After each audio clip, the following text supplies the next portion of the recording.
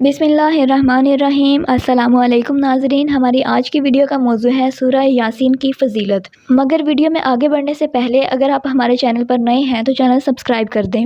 हुज़ूर अकरम सल्लल्लाहु अलैहि वसल्लम ने इरशाद फरमाया, जो शख्स अल्लाह की रज़ा की खातिर कुरान पाक की ये सूरत पढ़ता है तो उसके साबिक़ा गुनाह मुआफ़ कर दिए जाते हैं। अता बिन अबी रबाह बयान करते हैं कि मुझे खबर पहुंची कि रसूल अकरम सल्लल्लाहु अलैहि वसल्लम ने फरमाया, जो शख्स दिन के पहले हिस्से में सूरह यासीन पढ़ता है तो उसकी तमाम ज़रूरियात पूरी कर दी जाती हैं।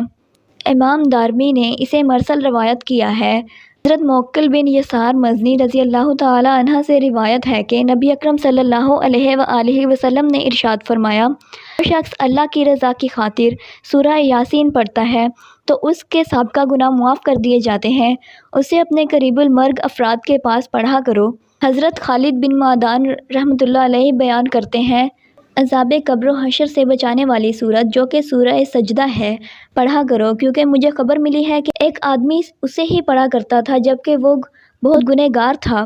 बस उस सूरत ने उस पर अपने पर बिछा दिए और अर्ज़ किया, उसे बख्श दो क्योंकि वो मुझे कसरत से पढ़ा करता था। रब्बे ताला ने उसके मुतालिक उसकी सिफारिश कबूल फरमा ली और फरमाया, उसकी हर गलती के बदले उसके लिए नेकी लिख दो और उसका दर्जा बुलंद कर दो।